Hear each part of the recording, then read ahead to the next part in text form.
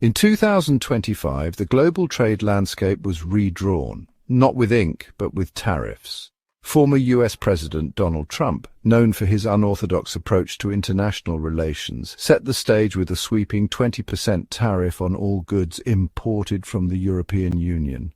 This move, he argued, was a necessary correction to what he perceived as an imbalanced trade relationship. The US, he claimed, was running a significant trade deficit with the EU, a situation he deemed unacceptable. But Trump's understanding of the trade deficit, well, it was fundamentally flawed. He often pointed to the raw numbers, highlighting the difference between the monetary value of goods exchanged. However, this simplistic view ignored the complex web of services, investments and financial flows that make up the totality of US-EU economic relations. The reality was far more nuanced than Trump's rhetoric suggested. The 20% tariff, applied indiscriminately across a vast range of products, sent shockwaves through European capitals. It was seen as a direct assault on the EU's economic interests and a violation of the spirit of free trade that had long characterized transatlantic relations. But the EU, well, it wasn't about to engage in a tit-for-tat tariff war. Instead, it chose a different battlefield, the digital realm, where the US, despite its technological prowess, was surprisingly vulnerable. The EU's response to Trump's tariffs was swift and strategic. Rather than targeting American goods with reciprocal tariffs, it aimed for the Achilles heel of the US economy, its burgeoning tech sector. The EU understood that in the 21st century, data is power, and it was determined to leverage its regulatory might to control the flow of this valuable resource. The first salvo was fired in the form of data protection regulations. The General Data Protection Regulation, or GDPR, already in effect, was just the beginning. The EU followed up with the even more stringent EU Data Act, imposing strict rules on how American tech giants could collect, store and use data generated by European citizens. These regulations, while ostensibly designed to protect consumer privacy, had the added effect of creating significant compliance hurdles for US tech companies. The EU's digital counteroffensive didn't end there. It also targeted the substantial profits American tech giants were accruing from their European operations. The introduction of a digital services tax, levied at 3% of total revenue, sent shivers down the spines of Silicon Valley executives. This tax, applied specifically to companies with significant online revenue, was widely seen as a direct shot at American tech giants like Google, Meta, and Apple. These companies, accustomed to operating with relative impunity in the digital Wild West, suddenly found themselves facing a new reality. The EU's message was clear. If American companies wanted to do business in Europe, they would have to play by European rules. And those rules were increasingly designed to curtail their power and protect European interests. The fallout from Trump's tariff tango and the EU's digital countermeasures was felt far beyond the boardrooms of Silicon Valley. The transatlantic trade relationship, long considered a bedrock of the global economy, was thrown into disarray. The uncertainty and instability created by the trade dispute rippled through global markets, impacting businesses and consumers alike. The trade war also exposed the growing rift between the US and its European allies. The EU, long accustomed to being treated with deference by the US, demonstrated a new willingness to assert its economic and political independence. It was a clear sign that the days of unquestioned American hegemony were over. Beyond retaliation, the European Union's strategic use of data regulations and digital taxes marked a pivotal moment in the global balance of power. It wasn't just about tariffs or quotas anymore, it was about something much bigger. This shift heralded a new kind of geopolitical competition, one centered on digital dominance. In this new era, control over data flows, digital infrastructure, and technological standards has become, well, absolutely critical. The EU, with its robust data protection framework and its readiness to use regulation as a tool to shape the digital landscape, positioned itself as a key player, one not to be underestimated in this evolving order. The European Union's actions underscored the growing importance of data as a strategic asset. Just as oil powered the industrial age, data has become the lifeblood of our digital economy. It's the essential raw material, fueling artificial intelligence, driving innovation and supporting the digital services that are increasingly central to our daily lives. By asserting control over data, the EU wasn't just regulating, it was securing its place at the forefront of the digital revolution. And let's not forget, this move sent a pretty clear message to the United States and other tech superpowers. In the 21st century, data is power, and those who control it, well, they're the ones who will shape the future. The EU's bold digital strategy had ripple effects that were felt far and wide, with big implications for businesses and consumers alike. On one hand, American tech giants were facing new hurdles, higher costs and tougher regulations. On the other hand, European companies found themselves on a more level playing field, with new opportunities emerging in areas like data privacy and cybersecurity. For consumers, though, the picture was a bit more complicated. Sure, the EU's regulations provided stronger privacy protections, but they also raised concerns about stifling innovation and limiting choice. The digital world was entering uncharted territory, a new era where the rules were being rewritten. And honestly, who the winners and losers would be, that was still anyone's guess.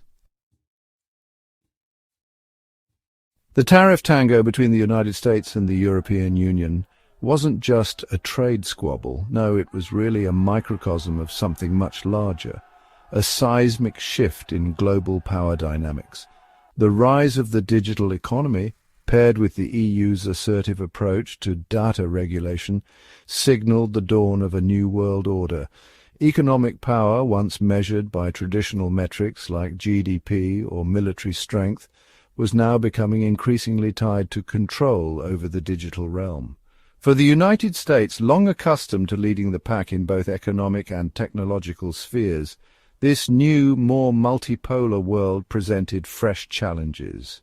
The EU's digital counter-offensive was a stark reminder that in today's world, power isn't just about having the biggest stick. It's about controlling the flow of information. And let's face it, in the 21st century, that's where the real power lies. Let's be honest, folks. Calling Trump's economic policies unorthodox is like calling a hurricane a light drizzle. The man's idea of a tax cut was basically throwing money at the wealthiest Americans and hoping some of it trickled down to the rest of us. Spoiler alert? It didn't. It was like trying to water your lawn with a fire hose aimed at your neighbor's swimming pool. Then there were the tariffs. Remember those? The easiest thing in the world to win.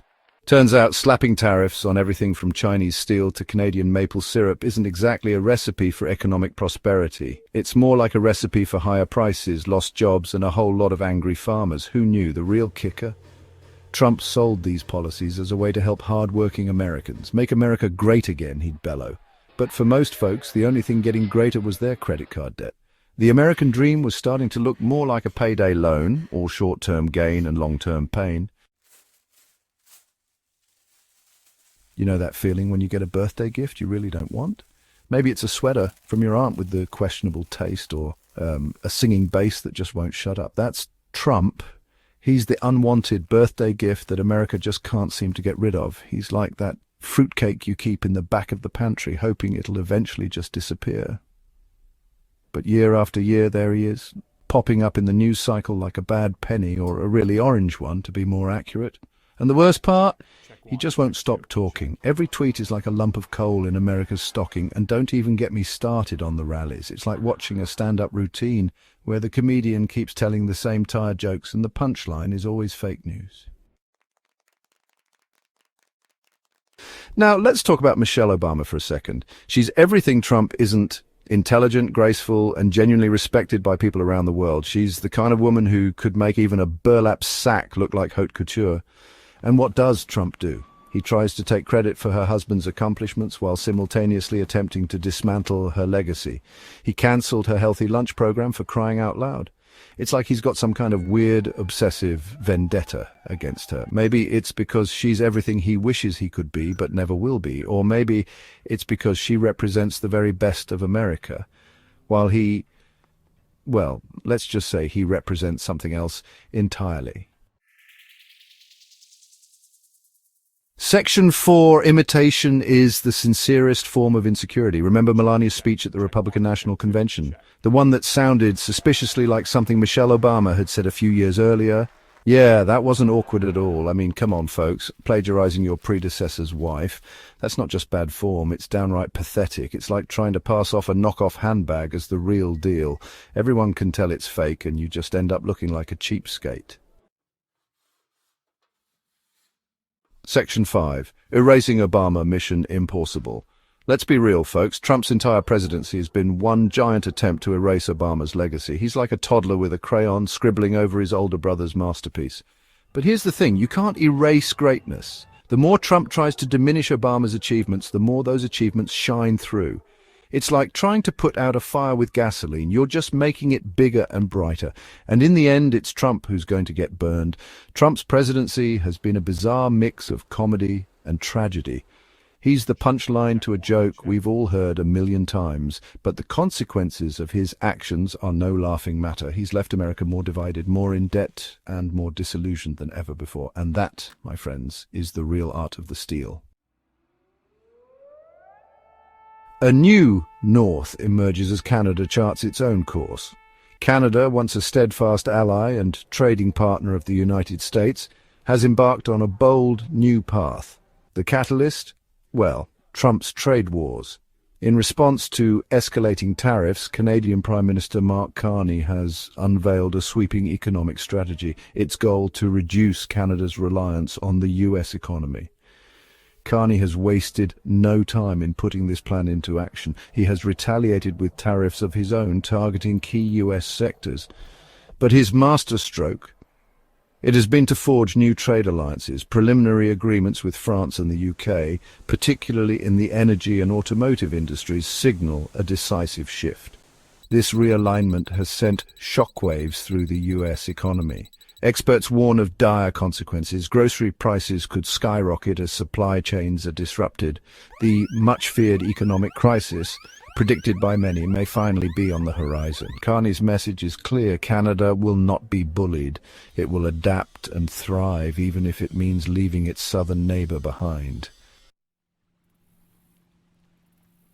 The Panama Canal, a vital artery of global trade, has become the latest battleground in Trump's quest for dominance. Citing exorbitant fees for US ships and alleged security risks posed by Chinese involvement, Trump declared his intention to take back control of the canal. This audacious move sent shockwaves through Latin America and beyond. Panama, fiercely protective of its sovereignty, faced a dilemma. It could stand defiant against US pressure, risking economic and political isolation. Or it could seek a compromise, one that would safeguard its interests while appeasing the unpredictable Trump. The chosen path, both pragmatic and audacious, Panama made a series of calculated concessions. It withdrew from China's ambitious Belt and Road Initiative, severing a key economic link. It also revoked the port operating concession of C.K. Hutchison Holdings, a Hong Kong-based conglomerate. To fill the void, Panama struck a multi-billion-dollar deal with BlackRock, a U.S. investment giant. BlackRock's takeover of these strategic ports effectively neutralized the perceived Chinese threat and solidified U.S. influence. While Trump played geopolitical chess on the world stage, a storm was brewing at home. Fueled by social media and a deep-seated sense of injustice, a wave of protests engulfed the United States. From coast to coast, in cities big and small, Americans took to the streets to voice their anger and frustration. These were not the orchestrated rallies of old, driven by political parties or special interest groups. This was a genuine grassroots uprising, a spontaneous outpouring of discontent that transcended traditional divides. The grievances, there were many and varied. Trump's trade wars, blamed for rising prices and economic uncertainty, were a major flashpoint, but the protests ran deeper than mere economic anxieties. They were a cry for change, a rejection of the status quo. Protesters railed against political corruption, corporate greed, and the erosion of civil liberties. They directed their ire not just at the Trump administration, but at the entire political establishment, which they saw as out of touch and unresponsive to the needs of ordinary Americans. The message was clear: enough is enough. Section 4. China's Shadow. The Dragon Responds. China, the world's second-largest economy and a rising superpower, has watched Trump's moves with a mixture of amusement and concern. The trade war, while inflicting some pain, has only strengthened China's resolve to become self-reliant. And while Trump's heavy-handed tactics in Panama have driven a wedge between the US and Latin America, creating an opportunity for China to expand its influence. While Beijing has remained officially silent on the Panama Canal issue, its actions speak louder than words. It has launched an antitrust review of BlackRock's port deal, signaling its displeasure. More importantly, China has embarked on a charm offensive in Latin America, strengthening ties with countries eager for alternatives to US dominance. China is also diversifying its trade routes, reducing its reliance on the Panama Canal. New infrastructure projects, such as the Nicaragua Canal and the Arctic Sea route, are gaining momentum.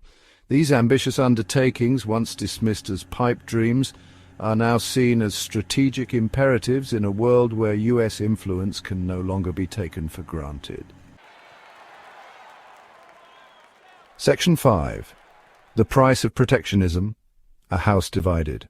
The consequences of Trump's America First agenda are becoming increasingly apparent. His trade wars, far from bringing back jobs and boosting the economy, have sown chaos and uncertainty. Tariffs, once touted as a negotiating tactic, have become a blunt instrument, inflicting pain on businesses and consumers alike. The stock market, once a barometer of Trump's supposed economic prowess, is now a roller coaster ride, prone to wild swings and sudden plunges. The social fabric of America, already frayed by years of political polarization and economic inequality, is being stretched to its breaking point. The protests, once dismissed as the work of fringe groups, have morphed into a national movement uniting Americans from all walks of life in their shared frustration and anger. The American dream, once a beacon of hope for millions around the world, is now fading, replaced by a sense of disillusionment and despair. The international order, painstakingly built over decades, is crumbling under the weight of Trump's unilateralism and disregard for global norms. Alliances are strained, treaties are ignored, and multilateral institutions are under attack. The world is becoming a more dangerous and unpredictable place, with the spectre of conflict looming ever larger. Section 6. A New World Order, the Future of Trade and Power. The events of recent years, from Canada's pivot to China's rise, have exposed the limitations of Trump's zero-sum worldview. The global economy is not a poker game where one country's gain is another's loss. It is a complex and interconnected system where cooperation and interdependence are essential for prosperity and stability. As the US retreats from its role as a global leader, other countries are stepping up to fill the void. China, with its vast resources and growing economic clout, is well positioned to become the new architect of the global order, but its rise is not inevitable. The European Union, despite its internal divisions, remains a formidable economic and political force. And other regional powers, such as India, Brazil, and Indonesia, are asserting themselves on the world stage. The future of global trade and power is uncertain. But one thing is clear: the old order is gone and a new one is taking shape. The rules are being rewritten and the players are jostling for position. The stakes are high and the outcome will determine the course of the 21st century. In 2018, President Donald Trump, guided by his America First philosophy, unleashed a torrent of tariffs, igniting a global trade war. Trump insisted these measures were crucial to protect American jobs and counter unfair trade practices by economic rivals like China. He slapped tariffs on a wide array of goods, most notably steel and aluminum, impacting even close allies like Canada and the European Union. These tariffs, the highest in a century, were met with immediate concern from economists and industry leaders, who predicted dire consequences for the American economy. Trump, however, remained unfazed by the criticism. He argued that years of unfair trade deals had hollowed out American manufacturing and that these tariffs were necessary to reverse the trend. He believed that other countries had taken advantage of the United States for too long and that it was time for America to flex its economic muscle. This aggressive posture, while resonating with some segments of the population who felt left behind by globalization, set the stage for a tumultuous period of economic uncertainty and geopolitical tension. The immediate reaction from the stock market was one of shock and fear. Within 48 hours of the announcement, the U.S. stock market lost a staggering $6.4 trillion in value.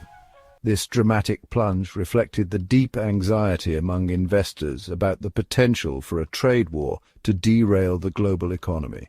Trump's actions sent shockwaves through international markets, signaling a shift away from decades of free trade policies and raising concerns about a potential global recession. Despite the warnings and the market turmoil, Trump doubled down, viewing the tariffs as a necessary corrective to decades of what he saw as bad trade deals. He believed that these tariffs would force other countries to the negotiating table and ultimately result in more favorable terms for the United States. This belief, however, proved to be misguided, as the tariffs ultimately failed to achieve their intended goals and instead inflicted significant pain on the American economy. The impact of Trump's tariffs reverberated throughout the American economy, with certain industries bearing the brunt of the damage. The auto industry, heavily reliant on imported steel and aluminum, found itself caught in the crosshairs. Car manufacturers like General Motors and Ford faced soaring production costs, forcing them to raise prices for consumers, and in some cases scale back production. The price of new cars increased by 5 to 10%, making them less affordable for many Americans. The agricultural sector, a cornerstone of the American economy, also reeled under the weight of retaliatory tariffs imposed by countries like China. American farmers, once major exporters of soybeans, cotton, and wheat, saw their exports plummet as foreign markets sought alternative suppliers. Soybean exports alone declined by 15%, highlighting the significant impact of the trade war on American agriculture. Farmers, facing dwindling demand and falling prices, struggled to stay afloat. Consumers, too, felt the pinch at the grocery store and the gas pump. The tariffs contributed to a surge in inflation, with food prices rising by 6% and gas prices skyrocketing by 15%. These price hikes, coupled with stagnant wages, put a strain on household budgets across the country, particularly impacting low-income families already struggling to make ends meet. The tariffs, initially touted as a way to boost American manufacturing, ultimately failed to deliver on this promise. While some sectors experienced a short-lived uptick in production, these gains were quickly overshadowed by the broader negative consequences of the trade war. The tariffs created uncertainty and disruption throughout the supply chain, making it difficult for businesses to plan for the future. Many companies, instead of expanding domestically, chose to shift production overseas or delay investments, further undermining the tariffs' intended goals.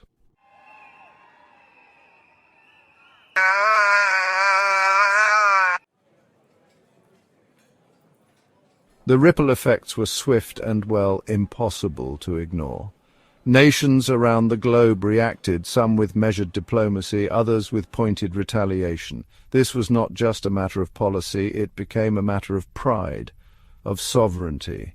Words flew, tensions rose, and alliances were tested. It seemed, in many ways, like a storm brewing over uncharted waters.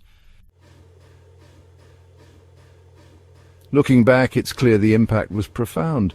The nation grappled with the consequences, some expected, others entirely unforeseen. Industries adapted, people adjusted, and the political landscape shifted. But the question remains, was it worth it? The legacy of those decisions continues to echo, shaping debates and decisions even today. The story, it seems, is far from over.